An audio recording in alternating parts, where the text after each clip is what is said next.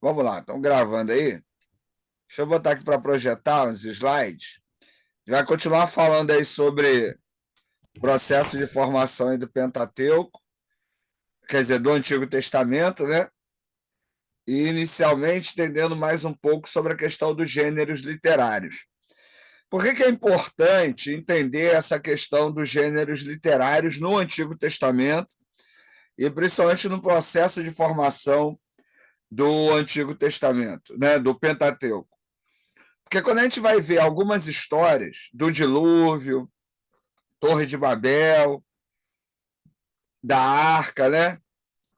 A gente vai perceber que essas histórias também existem em outras culturas, e até mesmo com cunho religioso, né? Então, a história bíblica é uma das formas, é uma das narrativas sobre a criação do mundo, sobre o dilúvio, sobre esses grandes eventos. E nós, quando vamos estudar, é importante entender o gênero literário, porque a partir disso a gente consegue entender a mensagem do texto e não simplesmente ficar replicando a história, né? E aí, naquela perspectiva mais tradicional, de achar que a Bíblia é um livro de arqueologia e que vai gerar muito problema, porque a gente não tem como comprovar os eventos que estão narrados na Bíblia. Mas ao entender que essas histórias estão dentro de um gênero literário, que tem a sua importância, tem o significado e que são usados para passar uma mensagem, então, em vez de querer saber se Deus criou o dia em 7 dias ou não, eu vou entender que Deus é o criador do mundo, né? De acordo com a questão judaica, ele é o criador. Então, a mensagem é essa, né? Que Deus é o criador e não como ele criou. E assim por diante, todas as histórias que a gente tem, principalmente nesses primeiros 5 livros. Semana passada também eu mandei um texto, né, um material aí, vídeo, sobre a questão das tradições, né? A tradição javista, eloísta, sacerdotal e deuteronomista. Ao contrário do que a maioria pensa, né, de que foi Moisés que escreveu esses 5 livros, na verdade, esses 5 primeiros livros, Gênesis, Êxodo, Números, Levítico e Deuteronômio, eles são uma compilação dessas tradições. O que são essas tradições? São a reunião de histórias sobre a formação do mundo, sobre o início, né, da humanidade, sobre a trajetória dos pais da fé judaica. E cada uma dessas tradições reuniam os seus contos, as suas histórias. E elas foram reunidas, de acordo com a visão geral aí, né, durante o cativeiro babilônico, para poder protestar ou combater a teologia persa babilônica, que defendia que os deuses babilônicos é que tinham criado o mundo e que eram soberanos. Então, essas tradições não são documentos, né?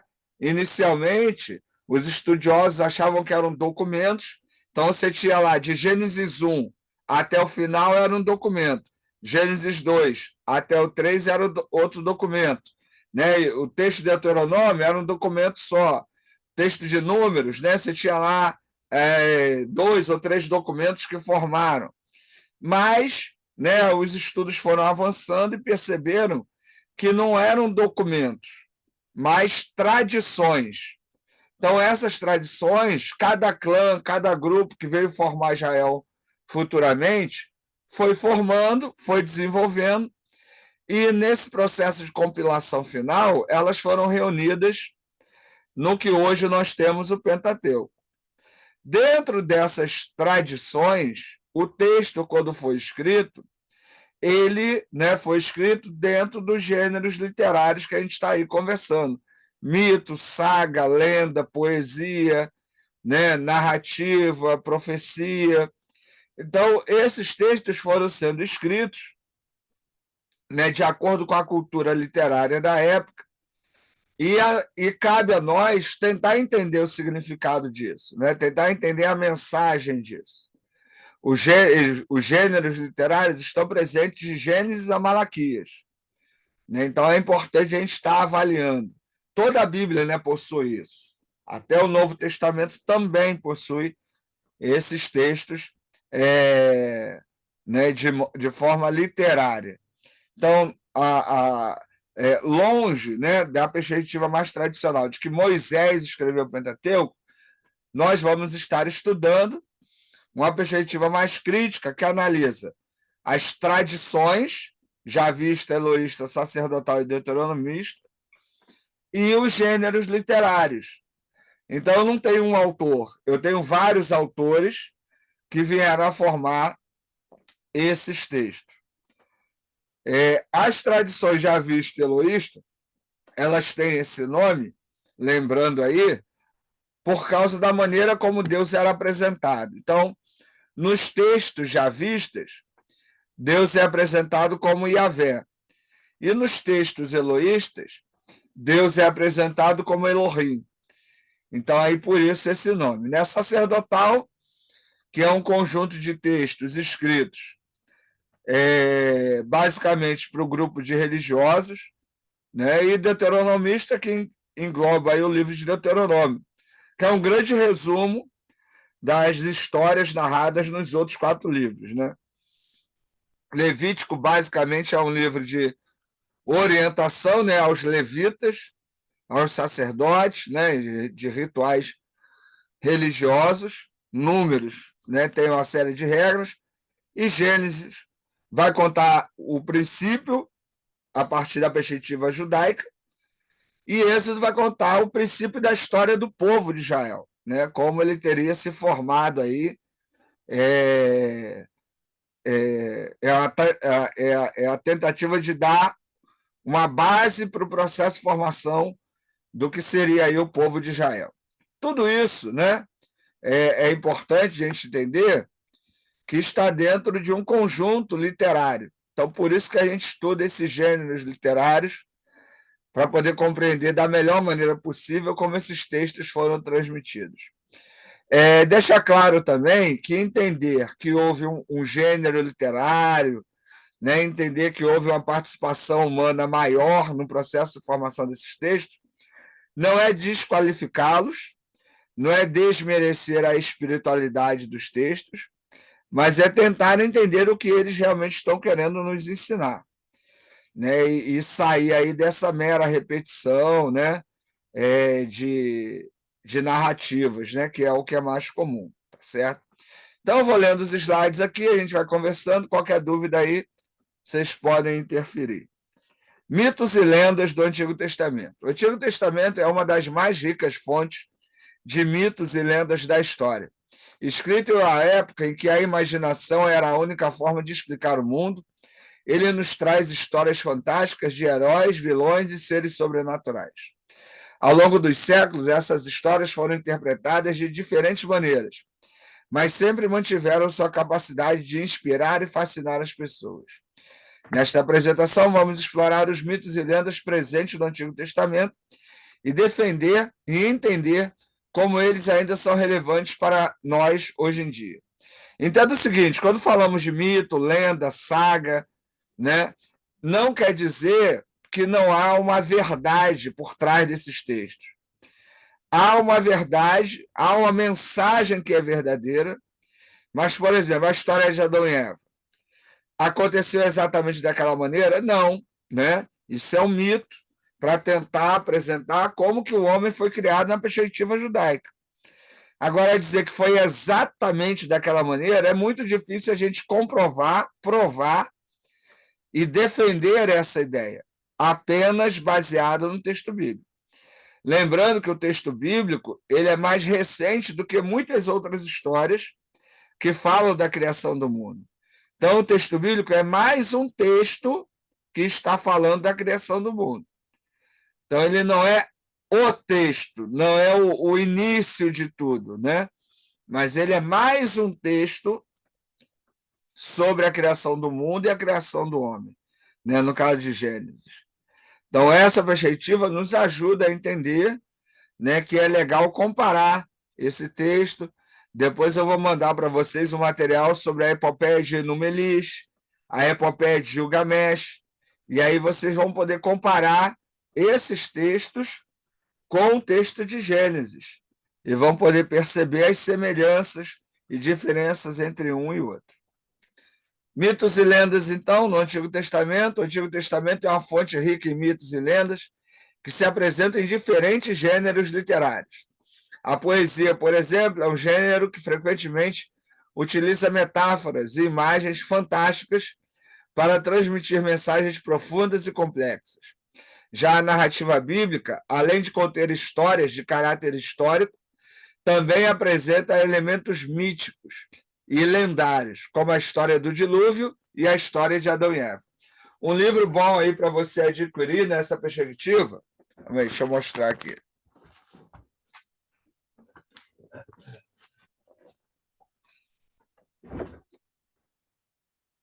É esse aqui, ó. Palavra de Deus, Palavra da Gente. Esse livro é um estudo sobre os gêneros literários da Bíblia. E é bom que ele é bem conciso, é objetivo, né? Ele é direto e vai nos ajudar muito aí a entender, né, essa questão dos gêneros literários.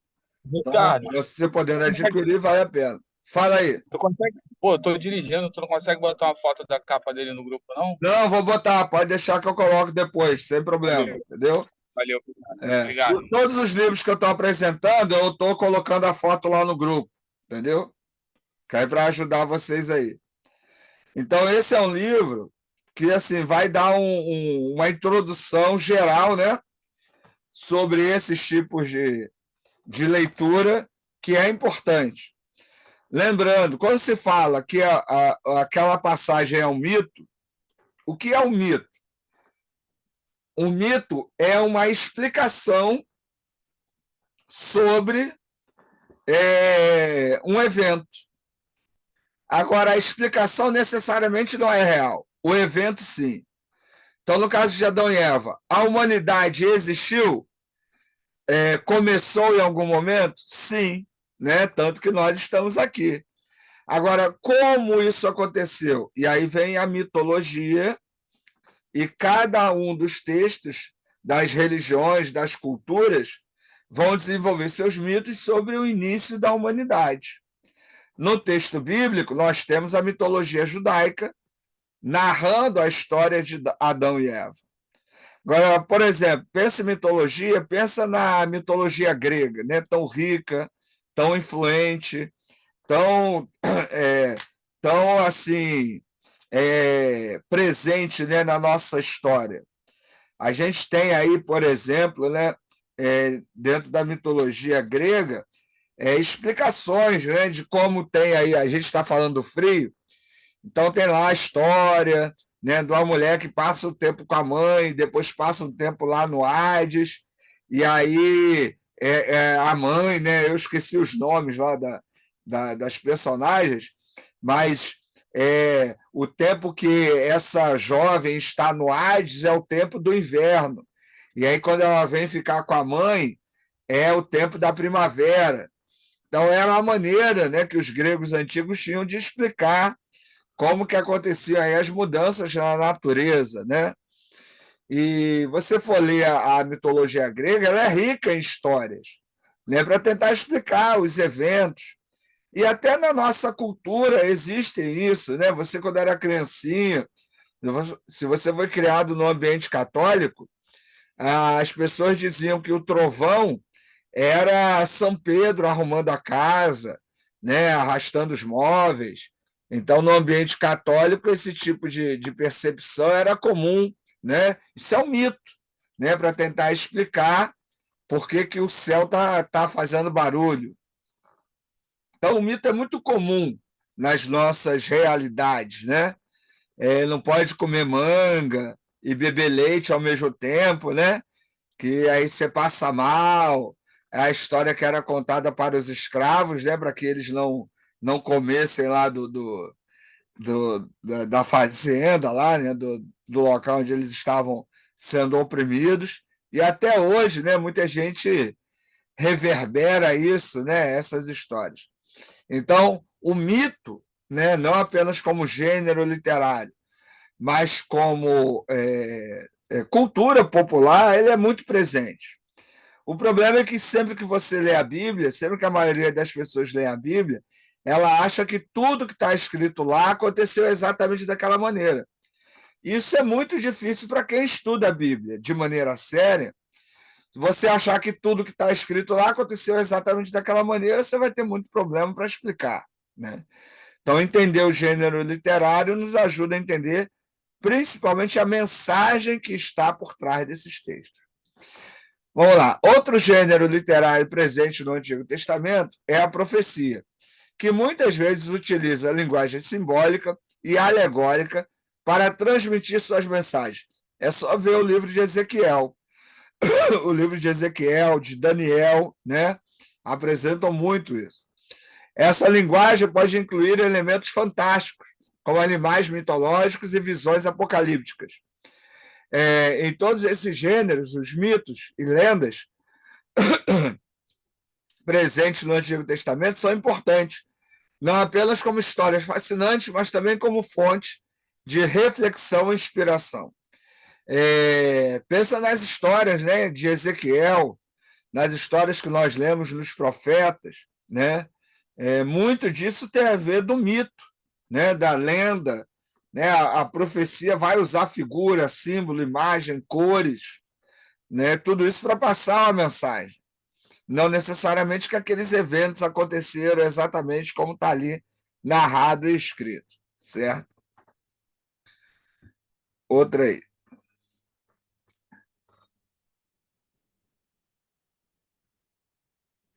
O Antigo Testamento é uma das mais ricas fontes, né, de mitos e lendas da história. Escrito. Opa, aqui eu repeti, né? Não, esse aqui eu repeti, esse aqui já lemos aqui. Vamos lá. Outro gênero literário aí, né? É a narrativa bíblica, que ela é muito presente, né? A narrativa bíblica está repleta de mitos e lendas que nos ajudam a compreender melhor, né, a cultura e as crenças dos povos antigos. Um exemplo disso é a história de Adão e Eva, que apresenta uma visão sobre a origem da humanidade e a relação entre homem e Deus. Essa história também traz à tona questões importantes sobre a natureza humana, como a tentação, o pecado e a redenção. Eu ouvi uma mensagem recentemente em que o pregador falava que o homem é pecador por causa do pecado original. É engraçado que a ideia do pecado original ela não está na Bíblia, né? Ela surgiu com Agostinho, ali no período de vida dele, e essa teoria do pecado original é que o pecado surge a partir da desobediência de Adão e Eva. É muito complicado defender essa ideia do pecado original, né? Que todos nós somos pecadores porque Adão pecou, porque para isso você tem que acreditar que Adão e Eva foram uma pessoa, né? Foram um casal, né? Foram reais, né? É óbvio que a humanidade surgiu em algum momento, mas defender essa ideia é muito complicado. E também a ideia, né, de uma serpente falando, conversando, né, tal. A gente até falou isso numa outra aula, né? A serpente ali do Éden era um ser mitológico que tinha pés, né, mãos e tal, né, também. Então, essas questões, muitas vezes o leitor da Bíblia nem para analisar. Então, se você defende a ideia do pecado original, obviamente você vai defender que Adão e Eva existiram e que todas aquelas narrativas ali do texto foram reais, né? Então, alguns conceitos teológicos que carregamos hoje é fruto dessa leitura, né? Tradicional, né? Mais conservadora do texto bíblico. É óbvio que não há como dizer, por exemplo, que muita gente fala assim, o que é pecado? Pecado é desobediência. Mas existem teólogos que vão dizer que o pecado é cultural. Vamos pensar em relação à bebida. Até domingo a gente estava conversando na IBD lá, né, com o pessoal sobre isso. Na Baixada Fluminense, o crente que bebe, é algo estranho, né? Na Baixada Fluminense, se você quiser dar um bom testemunho, crente não bebe, crente não fuma, crente não fala palavrão. Quem faz isso tem um comportamento que é agressivo, né? A visão que as pessoas têm de cristão. Agora, se você for para até outros estados do Brasil, né? Vai para o Rio Grande do Sul, onde beber bebida alcoólica, vinho, né? É comum por causa do frio, né?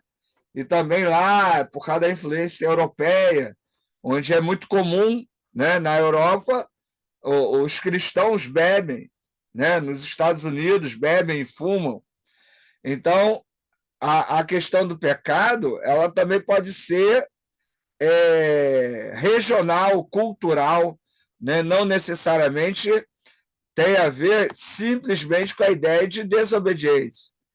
Que quando vamos falar de desobediência, pecado é desobediência a quem? A Deus. Mas, dependendo de como eu interpreto o texto bíblico, é aí que eu vou dizer se eu estou obedecendo a Deus ou não. Vai ter gente que vai dizer que, sei lá, ouvir música secular, eu estou desobedecendo a Deus. Isso é uma interpretação do texto bíblico. Então, a desobediência está muito ligada à maneira como eu interpreto o texto, né? Fala, Cristiano. Tá me ouvindo aí, Ricardo? Estou ouvindo. Show. Não, ouvir música secular é desobediência. Não, tava desobedecendo agora mesmo. Eu vou Seu até pedir ignorante. perdão. Não, não, mas assim, mas aí fica uma pergunta no seguinte sentido. Quando nós excluímos a questão da doutrina do pecado original e até mesmo excluímos a questão de Adão e Eva, no caso, mas é necessário estabelecer um ponto em que a humanidade se distanciou de Deus, no caso, né? Porque o que acontece? Se nós excluirmos esses dois pensamentos, nós temos que... Mas nós cremos que Deus criou a humanidade, então Deus teria reproduzido a humanidade de maneira perfeita. E em algum momento ela se distanciou de Deus, no caso, né? Ou no caso, a partir dessa visão que o senhor está explicando para a gente, o pecado em si ele é puramente cultural mesmo, no caso. Então não haveria necessariamente um pecado, né? Esse Aí, é o grande desafio, Cristiano. Na leitura, esse é o grande desafio. Porque, pensa bem, todas as nossas noções de pecado, de maneira geral, tem mais a ver com a cultura, né, com a moral do local ou do grupo, do que necessariamente com a perspectiva direta do texto bíblico. Vamos pensar em algo que é direto do texto bíblico. Não matarás. Não matarás. Eu não posso matar. Está lá escrito. Só que matar em defesa própria. Não posso. Tem alguns grupos que são adeptos, né, do pacifismo ao extremo e dizem que até para autodefesa eu não posso matar. Alguns grupos que defendem que você não pode agredir de maneira nenhuma, né? Então, esse é o grande dilema. E aí a gente até conversou que o verbo raçã, matar ali em hebraico, ele não tem a ver apenas com dar um tiro em alguém, ou dar uma facada, ou dar um mata-leão, mas tem a ver com tudo aquilo que eu faça para diminuir a qualidade de vida do outro que leva à morte. Então, um político corrupto que rouba da saúde e leva milhões de pessoas a sofrerem no sistema de saúde ineficiente, sem remédio, sem equipamento, e gente que morre por falta disso, esse político está matando, né? Então, essa perspectiva do que é pecado, né, de como pecamos ou não, isso tem muito a ver com a cultura, né? Isso tem a ver com valores, isso tem a ver com a maneira como eu interpreto a Bíblia. Então, não é simplesmente preto no branco. Um exemplo, mentir. Mentir é pecado, né? Não dirás falso testemunho. Mas, se você estiver mentindo para salvar a vida de alguém, o que vale mais? Mentir para salvar a vida de alguém ou dizer a verdade para obedecer o texto bíblico? Qual é o peso maior? Ou uma coisa mais simples. 1h da manhã, você está dirigindo o carro, o sinal fica vermelho. Numa localidade que não é muito segura, onde tem assaltos com frequência. Você para no sinal vermelho ou você segue em frente, desobedecendo uma lei, né, do governo? Porque nós, cidadãos, precisamos obedecer ao governo, né? Precisamos ser, né, pessoas obedientes às leis. Mas se eu ultrapasso o sinal vermelho em prol da minha segurança, o que vale mais? Eu estou pecando? Não estou pecando? Se eu simplesmente, né, digo que o mundo é preto e branco, essas questões vão me gerar problema para responder. Então, não estou dizendo que é uma resposta fácil, certo? Mas não é tão simples dizer o que é pecado. Não é tão simples dizer assim, não, o homem se distanciou de Deus em tal momento. Não é tão simples dizer isso, né? Agora, podemos dizer, o pecado é uma realidade. A nossa natureza humana, ela é pecaminosa. Precisamos lutar contra ele, né? Jesus morreu na cruz para nos livrar do pecado, né? O texto bíblico fala que precisamos dar lugar ao Espírito Santo para que o pecado não fale mais alto, certo? Agora, essas histórias, lendas, mitos e narrativas sobre como começou, quando foi, o que aconteceu, necessariamente não estão querendo estabelecer um início, né, um começo, mas dizer assim, o homem buscou conhecer algo que não era devido. Então, o pecado tem a ver com isso. É quando eu quero ir além daquilo que está ao meu alcance. Né? Quase que uma soberba ou uma arrogância diante da divindade. Muito mais do que dizer que começou aqui, né, foi por causa disso e tal. São maneiras de se ver essas questões, entendeu? Não, era. Ficou mudo. Cristiano?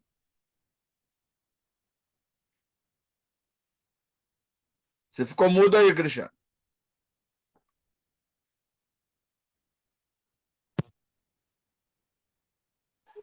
Tá em pecado ele, foi isso. Tá em pecado, tá vendo? Foi falar besteira, Deus tirou a voz dele. Não, ele caiu. Tá me ouvindo aí agora? Tá me ouvindo? Aí, voltou, vai, fala aí. Voltei? Não, fui perdoado, Então, sua ignorância assim, foi perdoada.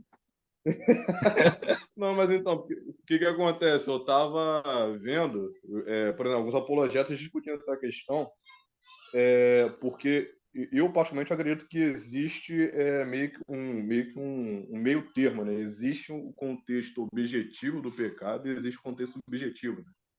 E o que acontece? Eles estavam tentando justamente traçar essa linha, de ter uma objetividade no que se considera pecado. Por exemplo, citou a questão do matar, né? do assassinato, por exemplo.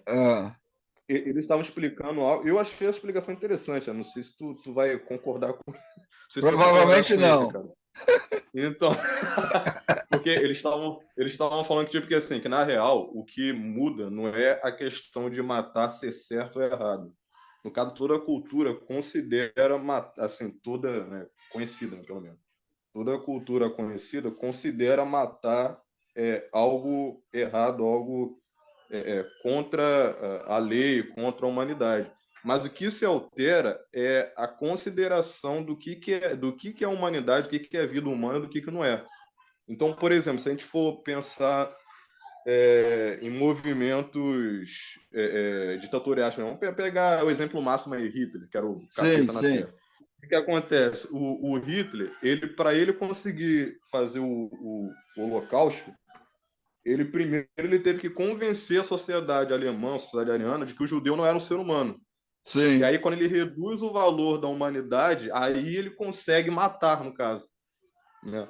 Se ele entende que o judeu ele é um ser humano, ele não pode matar o judeu. Então ele tem que reduzir ali, fazer uma sociologia, né, e tal, deturpar a sociologia da galera para poder fazer isso. Isso aí, no caso, se encontraria também alguns outros valores que seriam valores objetivos, e a gente teria uma ideia objetiva de pecado, no caso, né?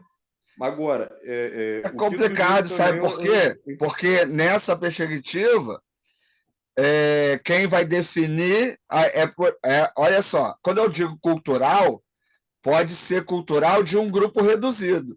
Então, esse grupo definiu essa maneira de entender o pecado. Ó. Isso é cultural desse grupo, né? É a moral desse grupo. Aí você vai para outro grupo, aí outro grupo vai definir. Entendeu? Isso que é interessante. Não há uma objetividade, por mais que fale isso, a partir do texto bíblico, porque seria o texto bíblico a base para você definir isso, por exemplo, né? O que é pecado ou não, teria que ser o texto bíblico. Só que o próprio texto bíblico, como é texto, ele me dá uma série de formas de interpretar. Então, cada grupo, né? Em cada região, em cada local, em cada doutrina, quando você fala apologetas, você está falando de pessoas que têm uma leitura doutrinária da Bíblia.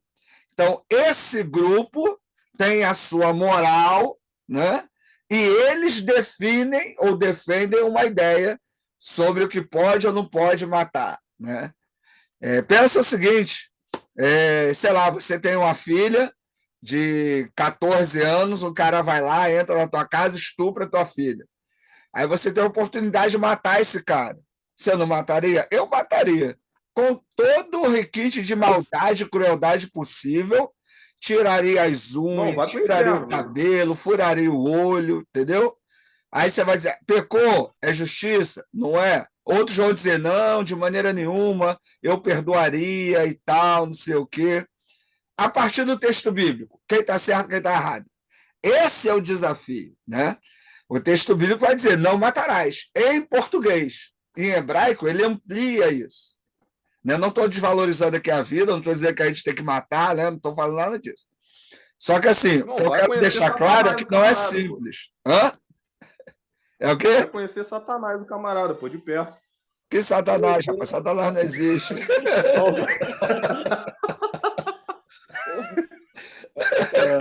Tô orando. Eu tô É, orando aqui por Francisco. essa aula. Tô orando por essa aula. Tanto Mas que tempo legal. comigo ainda não me conheces, irmão. Fala, Francisco. Misericórdia. Eu preciso conhecer melhor esse homem. Peraí. Mas peraí, tá certo. Deixa eu ver se eu entendi. Francisco, olha só, vamos fazer o seguinte, vamos parar a Sim. aula aqui, vamos entrar no mesmo link de novo, que está acabando o Tá, tempo, vamos aí entrar. você faz a sua pergunta. A gente volta com a sua pergunta, tá bom? Tranquilo. Tá, vamos lá. Mesmo link, tá, gente?